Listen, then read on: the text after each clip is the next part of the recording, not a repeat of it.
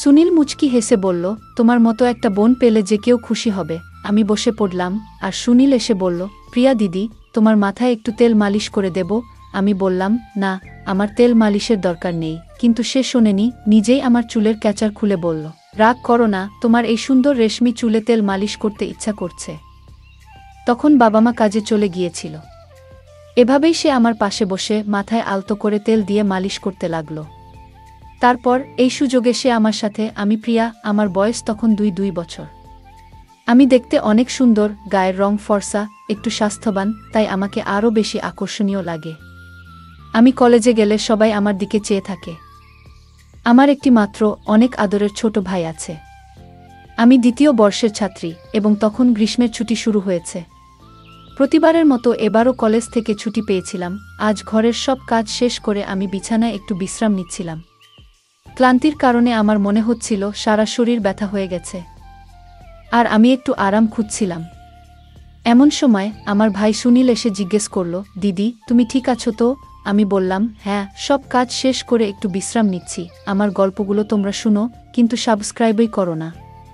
দয়া করে গল্পগুলো ভালো লাগলে ভিডিওটি লাইক, শেয়ার এবং চ্যানেলটি সাবস্ক্রাইব করো প্লিজ।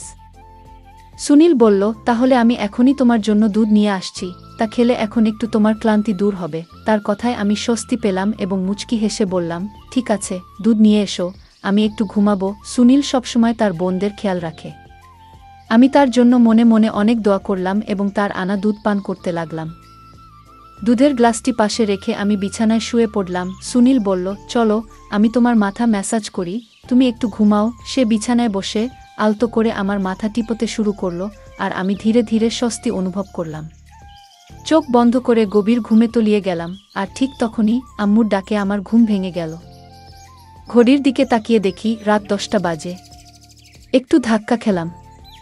বুঝলাম বাবাও অফিস থেকে ফিরে এসেছেন। আমি মনে মনে ভাবতে থাকলাম, এতক্ষণ আমি কিভাবে ঘুমালাম। আমি উঠে দাঁড়াতে চেষ্টা করলাম, কিন্তু মাথা ঘুরে গেল, কিছুই দেখতে পাচ্ছিলাম না। ফ্রেশ হয়ে বেরিয়ে এলাম, দেখি সবাই আমার জন্য অপেক্ষা করছে। আমাকে দেখে সুনীল মাকে বলল, দেখো মা, এত কাজের চাপ যে সারাদিন কাজ করতে করতে বেচারা একেবারে ক্লান্ত হয়ে পড়েছে। আমার মা ও বাবা দুজনেই বাইরে কাজ করতেন, কারণ শুধুমাত্র বাবার আয়ে আমাদের পড়ালেখার খরচ চালানো কঠিন ছিল। আমি আর সুনীল কলেজে যেতাম, কিন্তু গরমের কারণে আমাদের অনেক সময় বাসায় থাকতে হতো। গত কয়েকদিন ধরে সুনীল আমার প্রতি বেশ যত্নশীল হয়ে উঠেছিল। গৃহস্থালির কাজ করলে সে সবসময় আমাকে সাহায্য করতে চাইত। যখনই আমি ক্লান্ত হয়ে পড়তাম, সে পাশে দাঁড়াতো এবং বলতো, তুমি অনেক পরিশ্রম করছো, এটা আমার কর্তব্য তোমাকে সাহায্য করা। আমি চুপচাপ শুয়ে থাকতাম। একদিন রাতে আমার ভাই চুপি সারে আমার রুমে ঢুকল। আমি তখন ঘুমাচ্ছিলাম, কিন্তু মনের ভেতর জেগেছিলাম। রুমটা অন্ধকারে নিমজ্জিত ছিল, আর আমি আতঙ্কে চোখ খুলে তাকালাম। ঘুমানোর আগে দরজাটা সামান্য খোলা রেখেছিলাম, কিন্তু যখন ঘুম ভাঙল তখন কেউ সেখানে ছিল না। নিজেই উঠে দরজা বন্ধ করে আবার শুয়ে পড়লাম, কিন্তু হঠাৎ করেই অনুভব করলাম যে কেউ আমার দিকে হাত বাড়ানোর চেষ্টা করছে। পিছনে ফিরে তাকালাম, কিন্তু কেউ ছিল না। একটু ভয় পেয়ে গেলাম। ঘরের আলো জ্বালিয়ে দরজা খুলে বাইরে তাকালাম, কিন্তু কাউকে দেখতে পেলাম না। আগে কখনো এমন কিছু ঘটেনি, তাই একটু অস্বস্তি লাগছিল। তৃষ্ণা পেয়ে রুম থেকে বেরিয়ে এলাম পানি খাওয়ার জন্য। তখনই সুনীলকে আমি দেখতে পাই। সুনীল আমাকে দেখে জিজ্ঞেস করল, তুমি কি এখনো জেগে আছো? কি হয়েছে? আমি বললাম, কিছু না, তৃষ্ণা পেয়েছিল তাই পানি খেতে এসেছি। সুনীল বলল, ভয় পেয়েছ নাকি? ভয় পেয়ে থাকলে বলো, আমি তোমার ঘরে ঘুমাই আজ। তুমি চাইলে আমি তোমার সাথে রুমে ঘুমাতে পারি। আমি তাকে বললাম, না, তোমার ঘুম নষ্ট করার দরকার নেই। কিন্তু সে বলল, তোমাকে একা রেখে যেতে পারবো না। অবশেষে আমি বিছানায় শুয়ে পড়লাম, আর সে আমার পাশে বসে বালিশটা ঠিক করে দিল। তারপর পাশের ছোপায় শুয়ে পড়ল। রাতে ঘুমানোর সময় মনে হচ্ছিল যেন কেউ আমার পাশে বসে আমাকে দেখছে, আমার মুখের কাছে হাত নাড়ছে, এবং এটা যেন একটা স্বপ্নের মতো। পরের দিন সকালে ঘুম থেকে উঠলাম, কিন্তু মনে হচ্ছিল কিছু অদ্ভুত। মেজাজও ঠিক ছিল না। তাই সুনীলের দিকে তাকিয়ে একটু বিচলিত হলাম। সুনীলকে বেশ হাসি খুশি দেখাচ্ছিল, যা আমার চিন্তার কারণ হয়ে দাঁড়ায়। আমি শরীরটা স্কার্ফ দিয়ে ঢেকে রেখেছিলাম। সুনীল মুচকি হেসে বলল, তোমার মতো একটা বোন পেলে যে কেউ খুশি হবে। আমি বসে পড়লাম আর সুনীল এসে বলল, প্রিয়া দিদি, তোমার মাথায় একটু তেল মালিশ করে দেব? আমি বললাম, না, আমার তেল মালিশের দরকার নেই। কিন্তু সে শোনেনি। নিজেই আমার চুলের ক্যাচার খুলে বলল, রাগ করো না, তোমার এই সুন্দর রেশমি চুলে তেল মালিশ করতে ইচ্ছা করছে। তখন বাবা মা কাজে চলে গিয়েছিল। এভাবেই সে আমার পাশে বসে মাথায় আলতো করে তেল দিয়ে মালিশ করতে লাগল। তুমি এত সুন্দর যে তোমাকে দেখলে সবসময় মনের মধ্যে একটা হাসি ফোটে। যখন যখন সে আমার চুলে মালিশ করছিল, মনে হচ্ছিল তার হাতে যেন কোনো বিশেষ জাদু আছে। তখন আমি বারবার ঘুমের জোগতে হারিয়ে যাচ্ছিলাম আর মনটা শান্ত হয়ে যাচ্ছিল। আমি তাকে জিজ্ঞেস করলাম, তুমি কোনো তেল ব্যবহার করছো? সে বলল, এটা খুব স্পেশাল তেল, তোমার জন্যই তৈরি, কারণ তোমার চুল এত সুন্দর। তার কথাগুলো এত মিষ্টি ছিল যে আমি বুঝতেই পারলাম না কখন যে ঘুমিয়ে পড়লাম।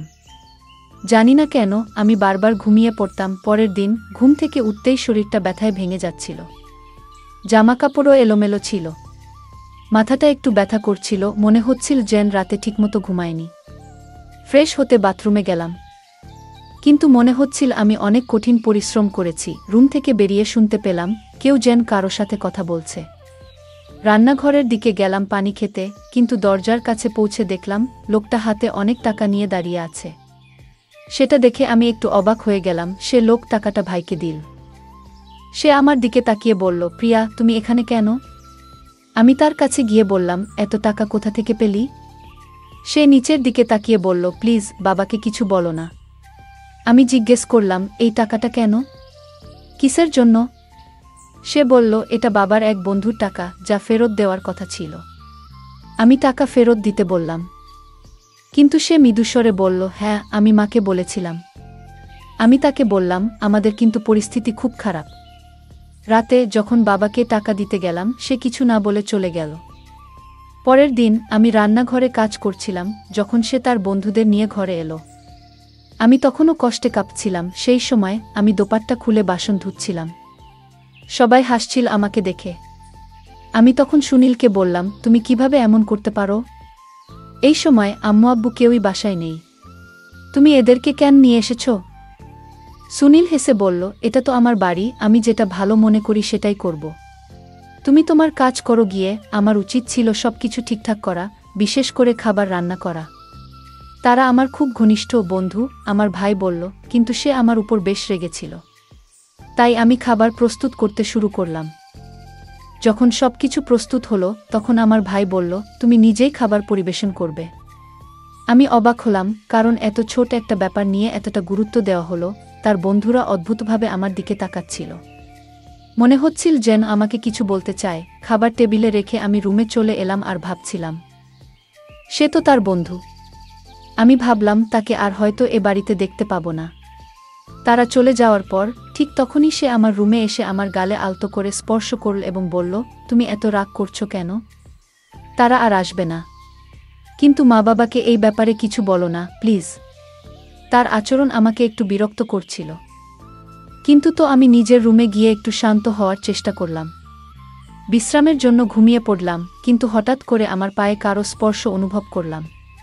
চমকে উঠে দেখি সুনীল আমার পা তার কোলে রেখেছে। সে মেসেজ করছিল। আমি তাকে থামানোর চেষ্টা করলাম, কিন্তু সে বলল, আমাকে মেসেজ করতে দাও।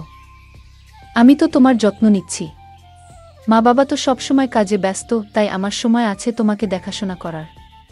আমি ক্লান্ত ছিলাম, তাই সুনীলের হাতে মেসেজ নিতে নিতে ঘুমিয়ে পড়লাম, কারণ সারাদিন বাড়ির সব কাজ আমাকেই করতে হয়।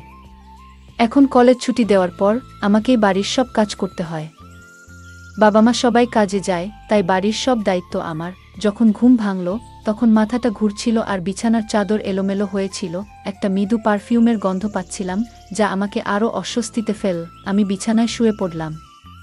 মনে হচ্ছিল কেউ যেন রুমে উপস্থিত আছে এবং আমাকে জাগানোর চেষ্টা করছে।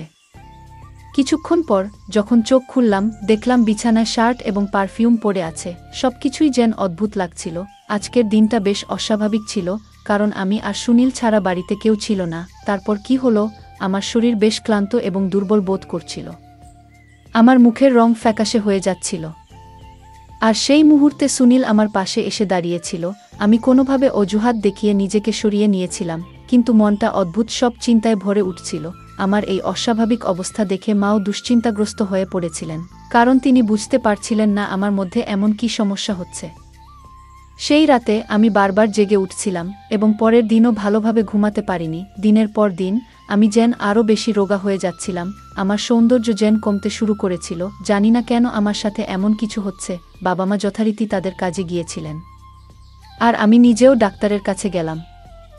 সেখানে আমি একটা বিস্ময়ে চমকে যাওয়ার মতো খবর পেলাম, আমি গর্ভবতী। কিন্তু তখনও ভাবছিলাম, এটা কিভাবে সম্ভব, আমার ভাই কিভাবে এতে জড়িত হতে পারে। তখন মনে পড়ল, সে আসলে আমার সৎ ভাই, মায়ের প্রথম বিয়ের সন্তান। সেই বিশ্বাসটি এতদিন আমার অজানা ছিল, যা আমাকে ভাবতে বাধ্য করেছিল আমি তাকে নিজের ভাইয়ের মতো ভালোবেসেছিলাম। আমি তখন আমার রুমে একটি মোবাইল ক্যামেরা স্থাপন করলাম, কারণ পরিস্থিতি যাচাই করা খুব দরকার ছিল। সুনীল আবারও আমার কাছে এসে মাথায় তেল মালিশ করতে শুরু করল। আমি জেগে থাকার জন্য অনেক চেষ্টা করলাম, কিন্তু তেলের গন্ধে আমি অজ্ঞান হয়ে গেলাম। কিছুক্ষণ পর মা বাবা বাড়ি ফিরলেন, আর আমি ঘুম থেকে উঠলাম। কিন্তু ক্যামেরার রেকর্ডিং দেখে মনে হলো মাটি যেন সরে গেছে পায়ের নিচ থেকে। আমি জানতে পারলাম সুনীল তার কয়েকজন বন্ধুকে আমার রুমে এনে কিছু অশোভন কাজ করেছিল, যা আমার ধারণার বাইরে ছিল। আমি তখন বাবাকে সব দেখালাম, আর তিনি খুব রেগে গেলেন। আমার ভাই টাকার জন্য এসব কাজ করেছে। বাবা সুনীলকে ধরলেন আর অনেক মারলেন, কিন্তু সে নিজেকে ছাড়িয়ে নিয়ে চলে গেল। সুনীল সেই বাড়ি ছেড়ে চিরদিনের জন্য চলে গেছে, আর কখনোই এখানে ফিরে আসেনি। বাবা তাকে চিরদিনের জন্য চলে যেতে বাধ্য করেছেন, মা তাকে গ্রহণ করতে অস্বীকৃতি জানালেন। এখন আমার পেটে শিশুটি বেড়ে উঠছে, তাই আমি এই বাচ্চাটি নষ্ট করে ফেলি, কারণ এর বাবাকে আমি জানতাম না। পৃথিবীতে এলে আমি তাকে কি পরিচয় দেব? তাই আমি এই কাজটি করতে বাধ্য হই। সে আমার জীবনে প্রবেশ করেছিল অন্যায়ভাবে, তবে সুনীল আমার জীবনে যে দুঃস্বপ্ন নিয়ে এসেছিল তা আমি কখনোই ভুলতে পারব না। সতর্কবার্তা: যখন আপনি নিজের পরিবারের সদস্যদের কাছাকাছি রাখেন, তখন তাদের নিরাপত্তা নিয়ে সর্বদা সচেতন থাকুন। কোনো যুবতী মেয়েকে কখনো এমন ব্যক্তির কাছাকাছি যেতে দেবেন না, যার মনোভাব সন্দেহজনক। সমাজে এমন কিছু মানুষ থাকে, যারা সর্বদা সুযোগের সন্ধানে থাকে, আর আপনার মেয়ের সুরক্ষার জন্য আপনাকে সতর্ক থাকতে হবে।